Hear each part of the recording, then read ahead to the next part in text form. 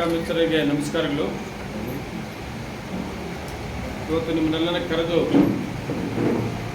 ನಮ್ಮ ಮಾನವರಲ್ಲಿ ಒಂದು ಪ್ರೆಸ್ ಮೀಟನ್ನು ಮಾಡಬೇಕು ಅಂತೇಳಿ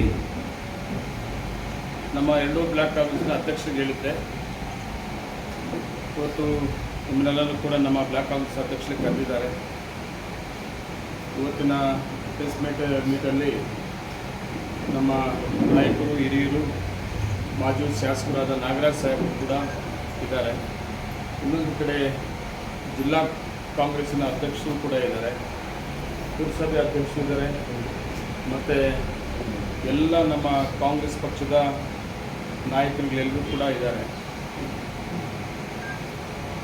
ನಮಗೆ 25-26ನೇ ಸಾಲಿನ ಬಜೆಟ್ ಸನ್ಮಾನ್ಯ ಮುಖ್ಯಮಂತ್ರಿಗಳಾದ ಸಿದ್ದರಾಮಯ್ಯವರು ನಮ್ಮ ಕೋಲಾರಿಗೆ ವಿಶೇಷವಾದ ಒತ್ತನ್ನು ಅವಕಾಶಗಳನ್ನು ಕೊಟ್ಟಿರೋದು ನೋಡಿದಾಗ ನನ್ನ ಪ್ರಕಾರ, ನನಗೆ ಗೊತ್ತಿರೋ ಪ್ರಕಾರ, ಸ್ವತಂತ್ರ ಬಂದ ಮೇಲೆ ಬಜೆಟಲ್ಲಿ ಕೊಟ್ಟಂಥ ಅವಕಾಶಗಳು ಮೊಟ್ಟ ಮೊದಲದು. ಸನ್ಮಾನ್ಯ ಮುಖ್ಯಮಂತ್ರಿ ಸಿದ್ದರಾಮಯ್ಯವರು ಬಜೆಟಲ್ಲಿ ಘೋಷಣೆ ಮಾಡಿದಂಥ ಕಾರ್ಯಕ್ರಮಗಳು ಕೋಲಾರ ಜಿಲ್ಲೆಗೆ ಈ ಸಾಲಿನ ಬಜೆಟಲ್ಲಿ 4,09,400 ಚಿಲ್ಲರೆ ಕೋಟಿಗಳಲ್ಲಿ ನಮ್ಮ ಕೋಲಾರ ಜಿಲ್ಲೆಗೆ 8 ಅವಕಾಶಗಳನ್ನು ಮಾಡಿಕೊಟ್ಟಿದ್ದಾರೆ. ಬಜೆಟಲ್ಲಿ 8, ಈ ಬಜೆಟಲ್ಲಿ 8 ಅವಕಾಶಗಳನ್ನು ಜಿಲ್ಲೆಗೆ ಸಂಬಂಧಪಟ್ಟಂತ ಕೊಟ್ಟಂಥವ್ರು. ವಿಶೇಷವಾಗಿ ಕೋಲಾರ ಜಿಲ್ಲೆಗೆ ಮೆಡಿಕಲ್ ಕಾಲೇಜನ್ನು ತಗೊಳ್ಳೋಂಥ ಅವಕಾಶ ಯಾರಿಗೂ ಸಿಕ್ಕಿರಲಿಲ್ಲ, ತಗೊಳ್ಳಿಲ್ಲ ಯಾರೂ ಕೂಡ. ಆದರೆ ಈ ಸರ್ಕಾರದಲ್ಲಿ ಮುಖ್ಯಮಂತ್ರಿಗಳು ಮತ್ತು ಜಿಲ್ಲಾ ಮಂತ್ರಿಗಳು ಸುರೇಶ್ ಅವರ ಸಹಕಾರದಿಂದ ನಮ್ಮ ಜಿಲ್ಲೆಯ ಎಲ್ಲ ಶಾಸಕರ ಒತ್ತಾಯದಿಂದ PPP ಮಾಡೆಲಲ್ಲಿ ಒಂದು ಮೆಡಿಕಲ್ ಕಾಲೇಜನ್ನು ಘೋಷಣೆ ಮಾಡಿದ್ದು ನಮ್ಮ ಎಲ್ಲ ಜಿಲ್ಲೆಯ ಜನತೆಗೆ ಮತ್ತು ವಿಶೇಷವಾಗಿ ಜಿಲ್ಲೆಗೆ ಒಳ್ಳೆ ಅವಕಾಶ ಸಿಕ್ಕಿದ್ದು ಕೂಡ ನಮ್ಮ ಮರೆಯೋದಿಲ್ಲ. ಅದೇ ರೀತಿ ಮಾಲೂರು ತಾಲೂಕು ಬಂದಾಗ ಮಾಲೂರು ಸರ್ಕಾರಿ ಹಾಸ್ಪಿಟಲ್ಲು 1956ನೇ ಇಸ್ವಿನಲ್ಲಿ ನಾನು ಮಾಹಿತಿಯನ್ನು ತರಿಸ್ಕೊಂಡೆ, ಪ್ರಾರಂಭ ಆಗಿದೆ.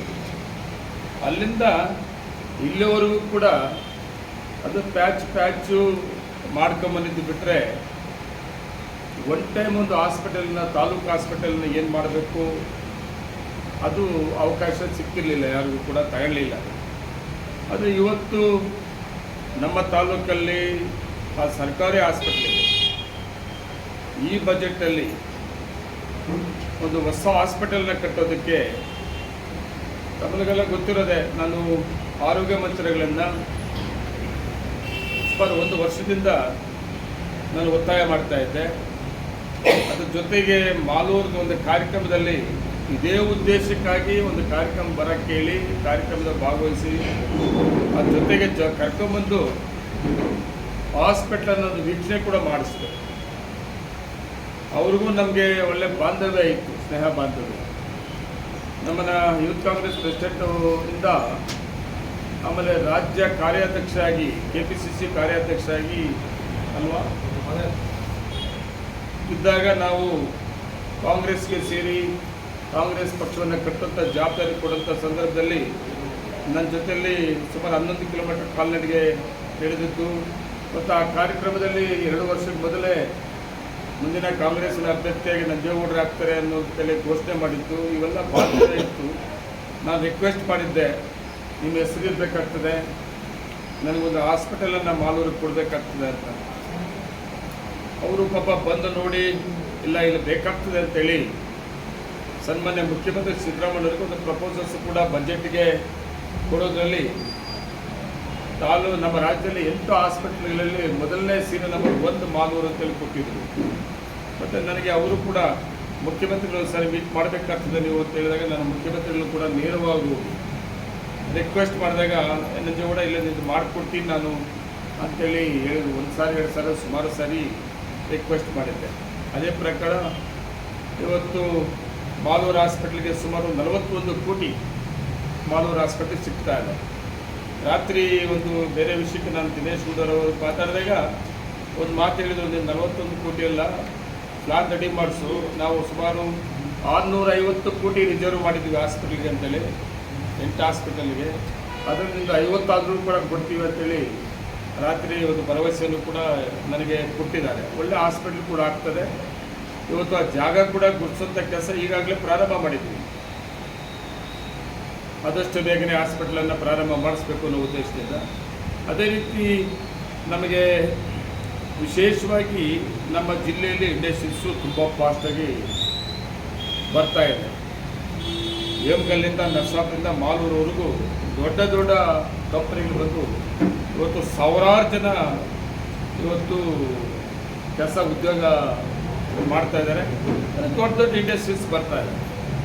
ವಿಶೇಷವಾಗಿ ನಮ್ಮ ದೇಶದಲ್ಲಿ 2 ಇದೆ ಅಂತೆ. ಚೆನ್ನೈ ಬಿಟ್ಟರೆ ಈಗ ಮಾಲೂರಲ್ಲಿ ಪೊಲ್ಯೂಷನ್ನು ನಿಯಂತ್ರಣ ಮಾಡುವ ಒಂದು ಪೊಲ್ಯೂಷನ್ ಕಂಟ್ರೋಲ್ ಮಾಡೋದಂತ ಒಂದು ಪಾರ್ಕನ್ನು ಮಾಡಬೇಕು ಅಂತೇಳಿ PPP ಮಾಡಲ್ಲ ಸರ್ಕಾರ. ಝೀರೋ ಪೊಲ್ಯೂಷನ್ ಮಾಡೋಂಥ ಒಂದು ಪಾರ್ಕ್ ಮಾಡೋದು ಅಂತೇಳಿ ನಮ್ಮ ಶಿವಾರಪಟ್ಟಣದಲ್ಲಿ ಜಾಗವನ್ನು ಅಲ್ಲಿ ಮಾಡೋದು ಅಂತ ತೀರ್ಮಾನ ಮಾಡಿದ್ದಾರೆ. ಅದು ದೊಡ್ಡ ಪ್ರಾಜೆಕ್ಟ್. ಅದು ನಾನು ರಾತ್ರಿ ನಿನ್ನೆ ತಿಳ್ಕೊಂಡಾಗ ಚೆನ್ನೈ ಬಿಟ್ಟರೆ ಇಲ್ಲೇ ಆಗ್ತಾರೆ.